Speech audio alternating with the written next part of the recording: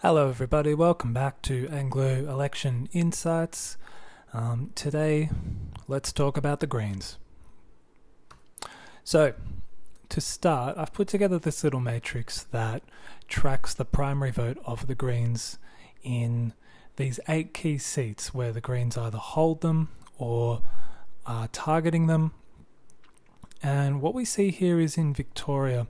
Victoria was, and specifically inner Melbourne, was the first place to really embrace the Greens in this way.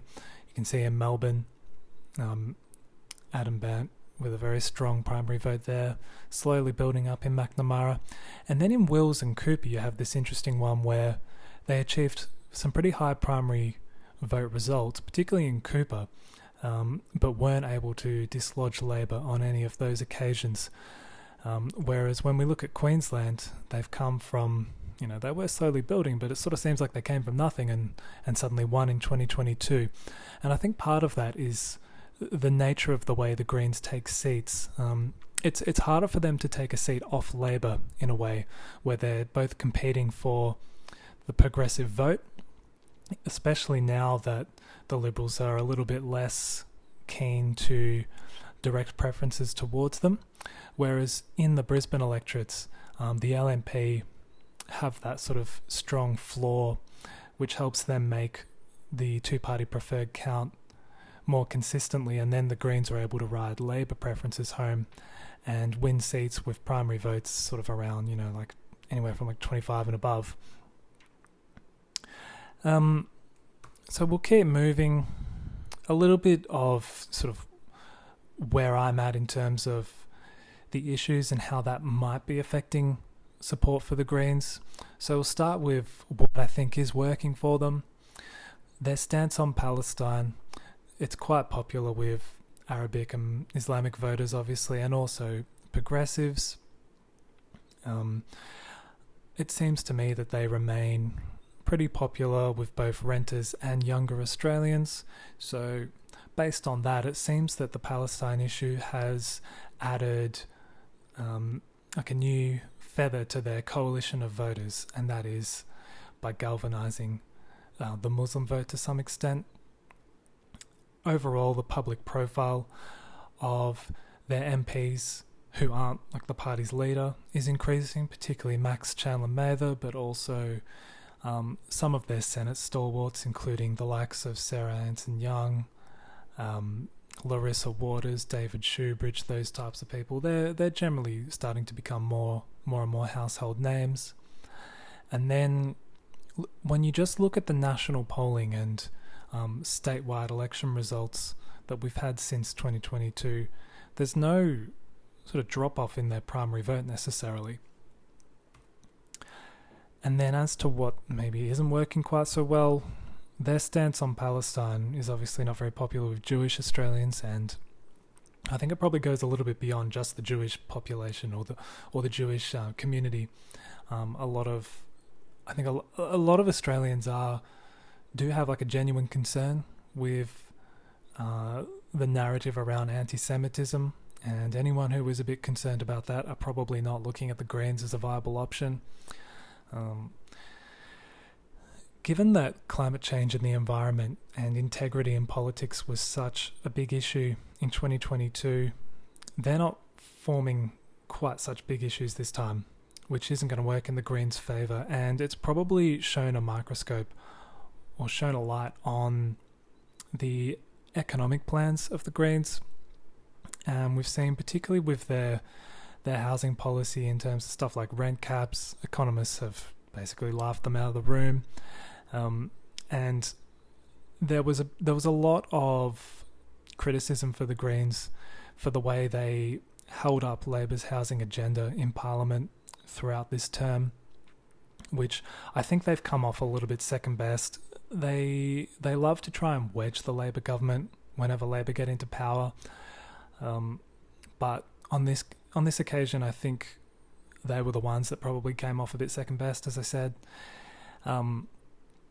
And as much as, they might have added that sort of Arabic vote into their coalition, given it's more of a cost of living election this time, economic policy is firming as sort of more the central issue between the campaigns. I think some of that sort of older millennial professional class Greens voter is maybe looking at the economic policies of the Greens and feeling just a little bit more uncomfortable, particularly if they're already sort of a bit iffy on the anti-Semitism and where the Greens sit on that.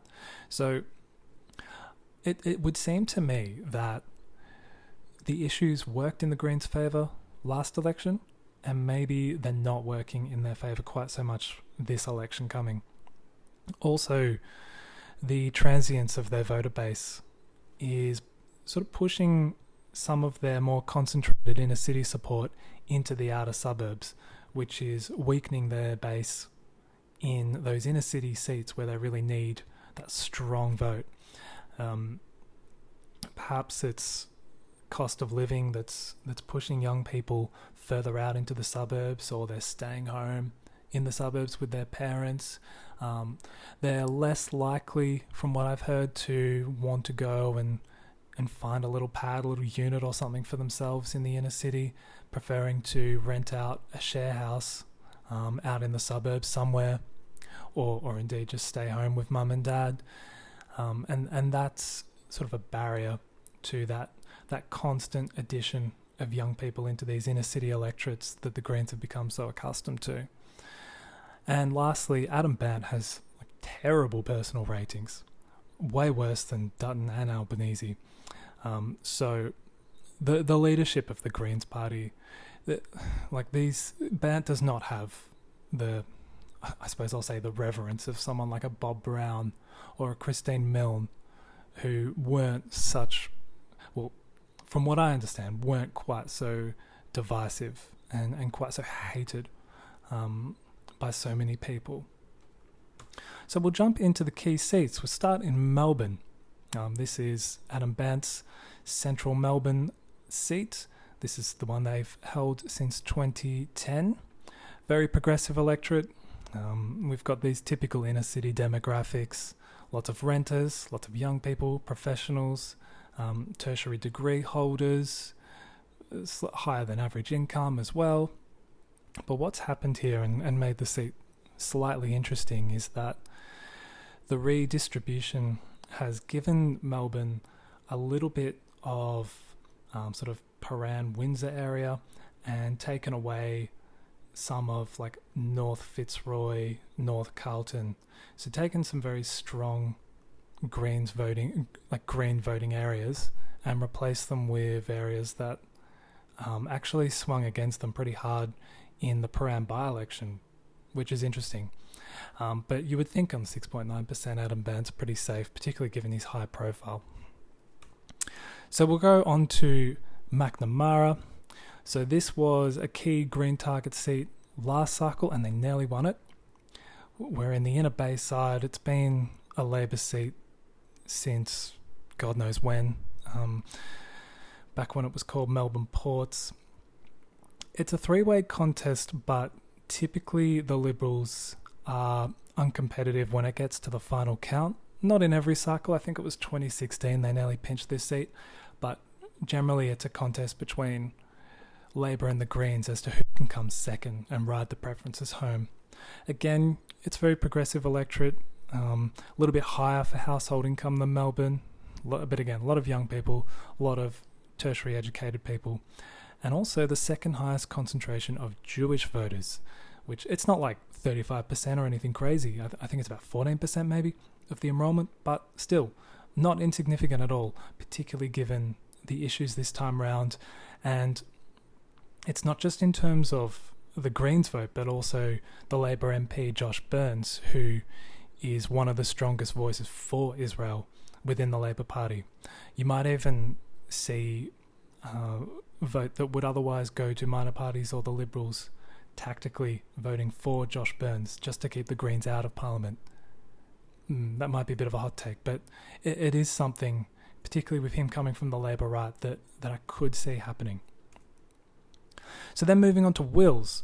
So here we are in inner North Melbourne.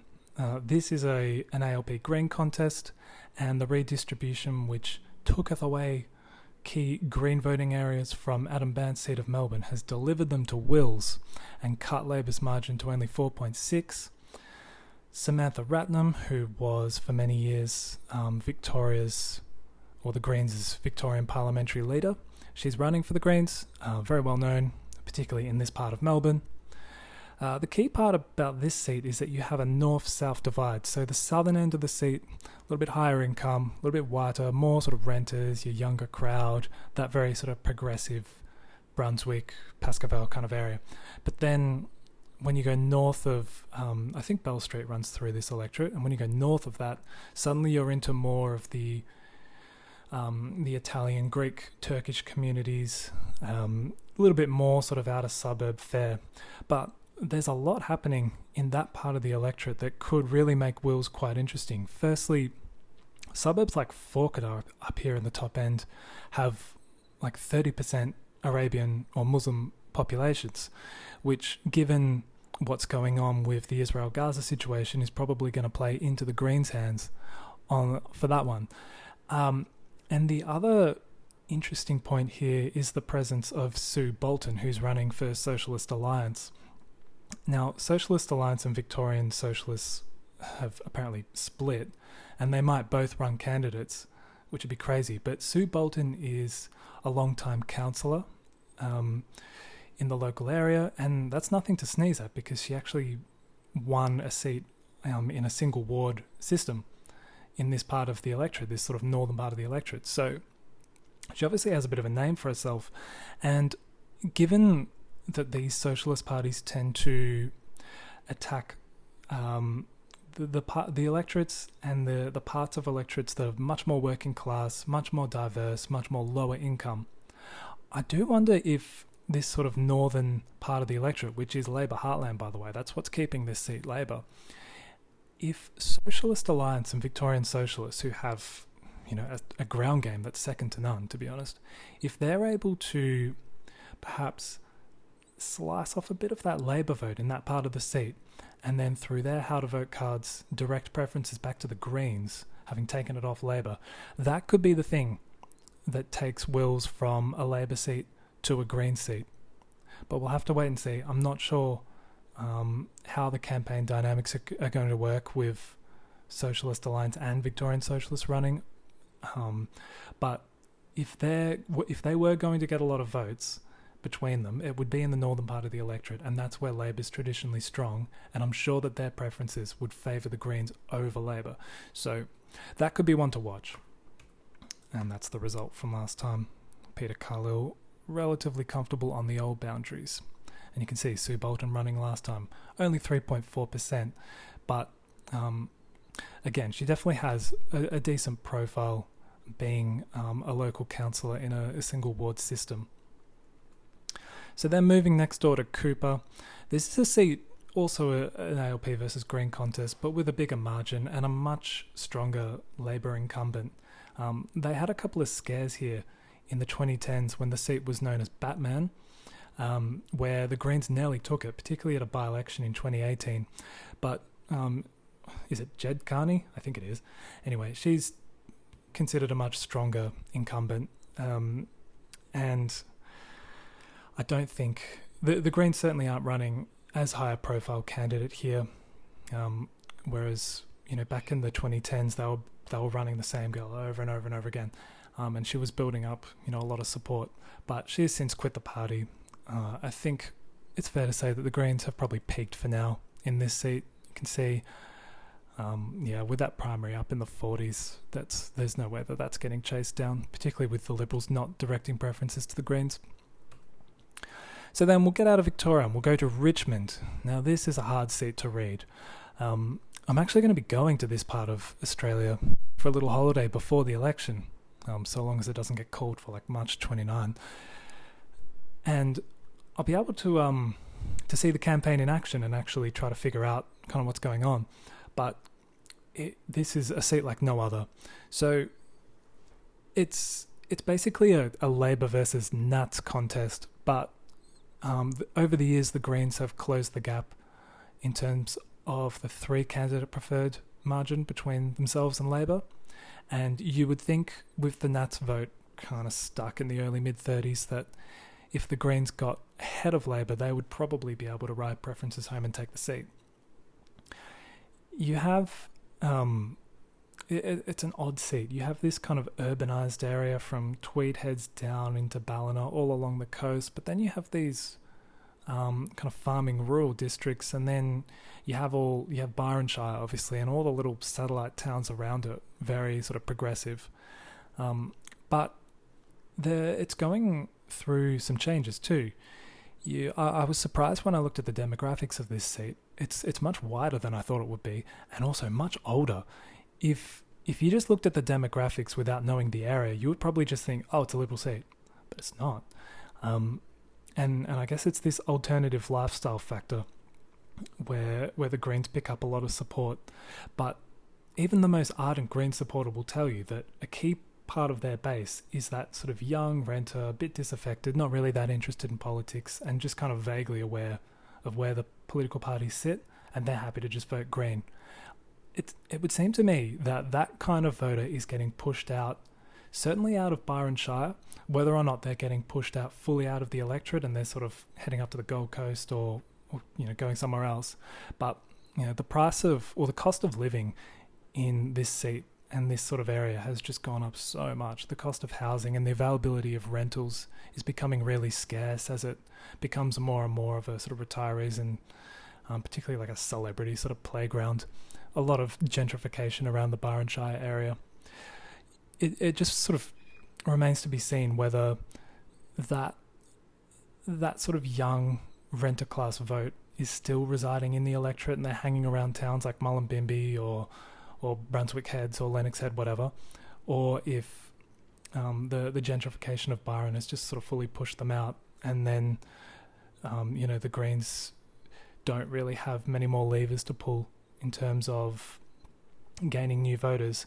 But the other thing with this seat is that it's very natural disaster prone, and whether or not it's a big part of the national conversation, climate is always going to be a factor in an electorate like this, when you've got floods every second year and then the bushfire threat always. So yeah, really interesting electorate. Again, pretty hard to read, but I'll be heading up there and I will definitely be keeping a close eye on how the campaign looks. So then we're up into Queensland, which was the site of the Greens' most impressive gains back in 2022. So we'll start with Griffith, which is central Brisbane on the south side of the Brisbane River. This is the seat held by Max Chandler Mather, who's made a name for himself as the Greens' housing spokesman. Again, you've got those typical inner city demographics, young, progressive, pretty high income, but a lot of renters too.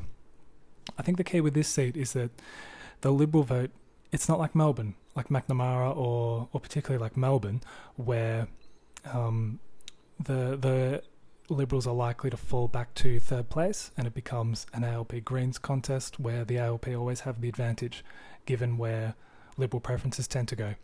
On this occasion, as we spoke about earlier in the slides, the Greens have the advantage of being in a two-party preferred contest with, or a two-candidate preferred contest with the Liberals rather than with Labor.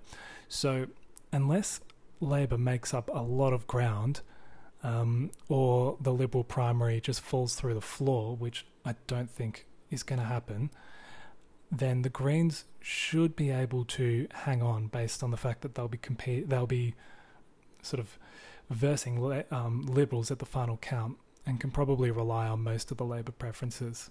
I just think the progressive vote in this electorate's way too strong for the Liberals to ever win it, but with a high-profile MP and with a gap, a primary vote gap of like 6% already between the Greens and Labor, I don't think Labor are going to chase it down. And we can see there. Perhaps Terry Butler was... we might look back at this and say this was sort of the Jackie Trad moment where a pretty unpopular federal MP who was taking the seat for granted just got kicked out. But I think Chandler Mather has made such a name for himself that, it would have to be a pretty firm rejection of the Greens for them to fall out of the two-party count and unless the Liberals are polling sort of in the low 40s, there's no way that they're going to be able to be competitive in the final count. So moving just up north of the river to the seat of Brisbane, here we have a genuine three-way contest where all three parties absolutely in the race.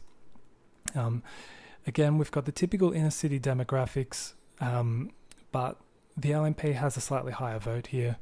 They held the seat from 2016 to 2022, I believe, and before that it was, pretty firm Labor seat. But as we can see here, the Greens were able to win from third place with a primary vote of 27%. So again, there's no way that the Liberals will drop out of the two-party preferred. This will be a contest between the two progressive parties and then against the Liberals.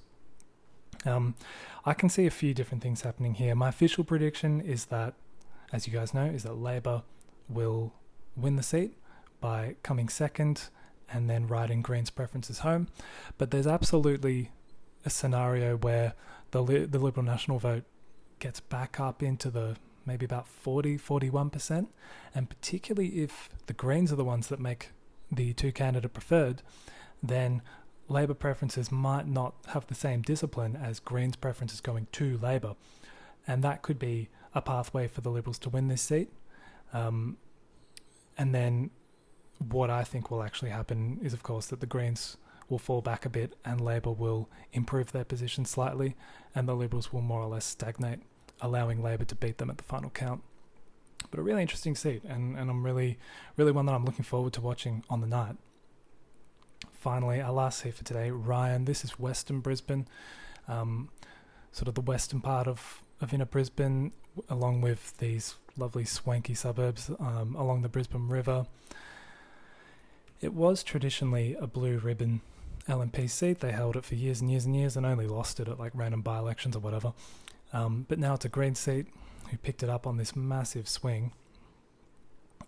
You've got quite a lot of wealth, but also the University of Queensland, and also a lot of families with mortgages. So, something for everyone here.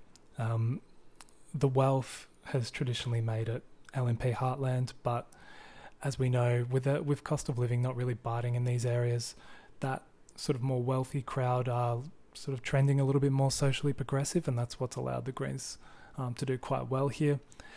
Obviously, a lot of students and a lot of faculty helps with that as well.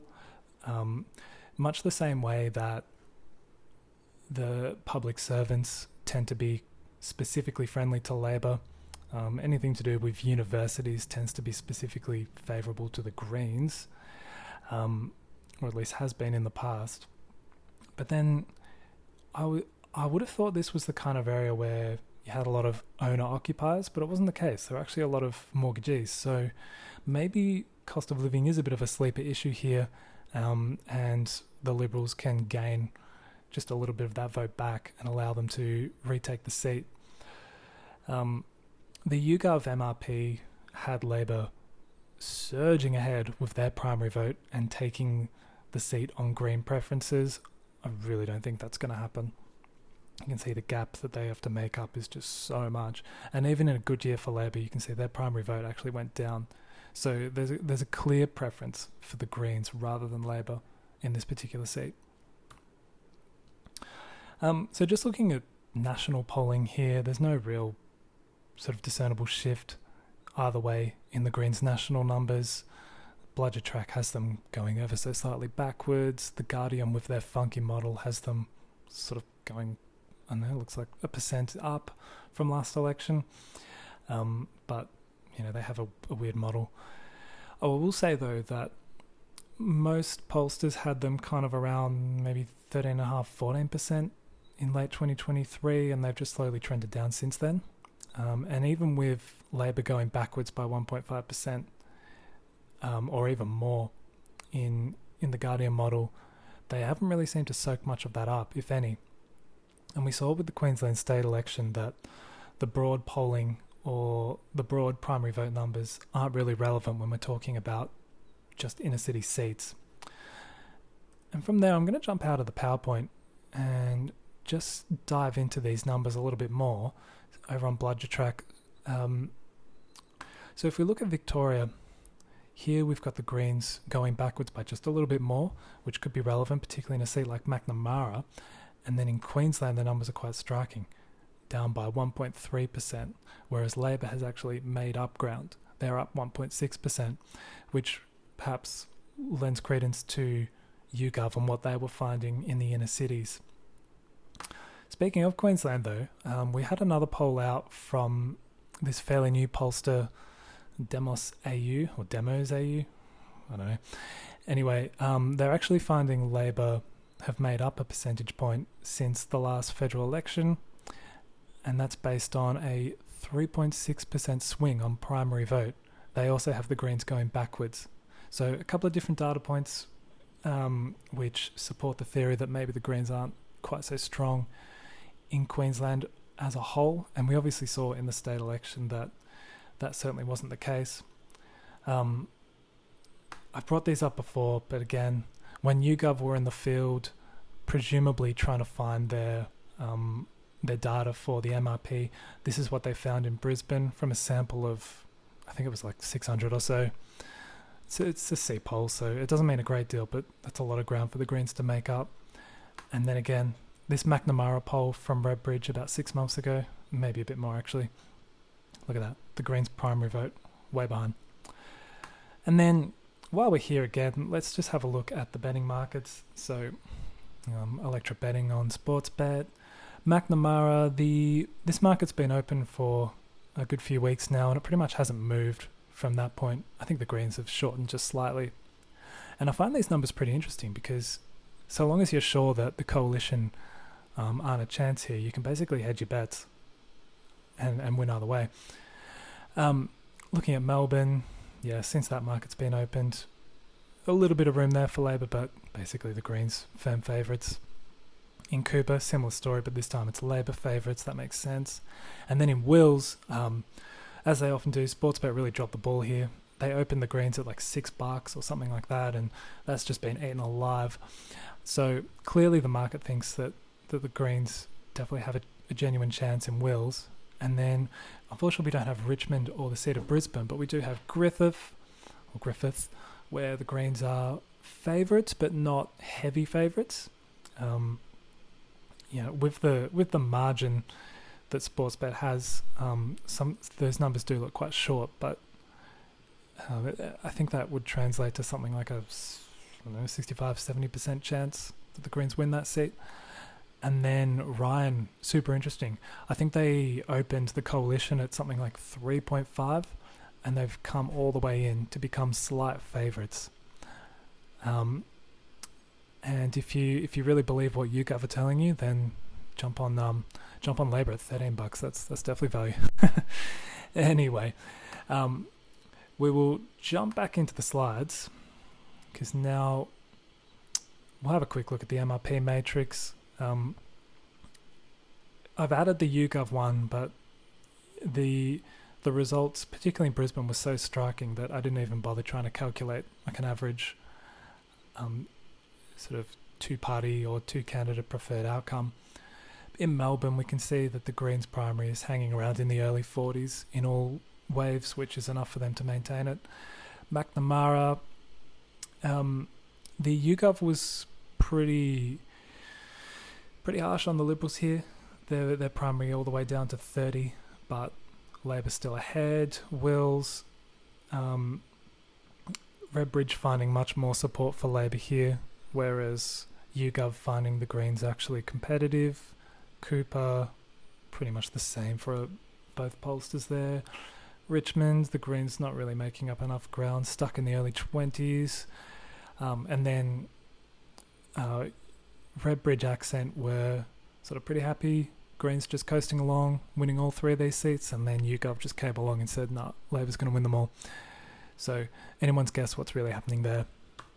And finally, my predictions. At this stage, by the way, this is not like this is what will happen. This is more just how I see it right now. It's like a snapshot of if the election was held tomorrow, how do I think it would go?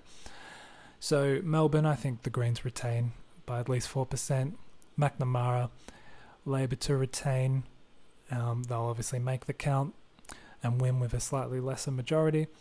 Wills, I originally gave this one to the Greens, just based on those factors that I mentioned when we were talking about Wills, but then I got scared and turned it into a toss-up.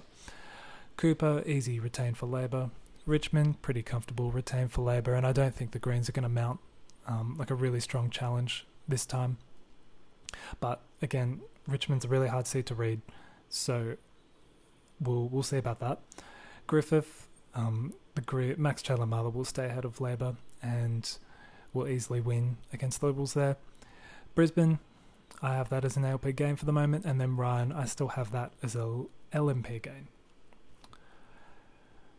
Whew, okay, thanks everyone. So that's me coming clean on the Greens and trying to explain in depth how I've come to the conclusions I have. Please, your thoughts, I'd love to hear them. Send in all your comments. I've had a bit of blowback from Green supporters, and I get it, I understand it, but at the same time, this is kind of what the data's telling me, this is what the issues are telling me, and this is what I guess the vibe is telling me as well. But I'm really keen to hear what other people think and where people think the federal Greens are going electorally, even if it's a bit further into the future. You know, have they peaked? Are they going the way of the Australian Democrats, or maybe is this just a little blip in the radar and they're just going to keep going the way they were and keep building on that momentum? We shall see. Anyway, thanks very much for watching, particularly long one today, sorry about that. Subscribe to the channel if you're new. I post regular updates previewing the upcoming federal election, and I do want to start covering some of the other elections. I've done the Victorian by-elections. I want to do a bit on WA before their election, and then looking a little bit more kind of worldwide, particularly once the Australian federal election's done. And like the video if you enjoyed it. Thanks for listening, and I will see you guys in the next video.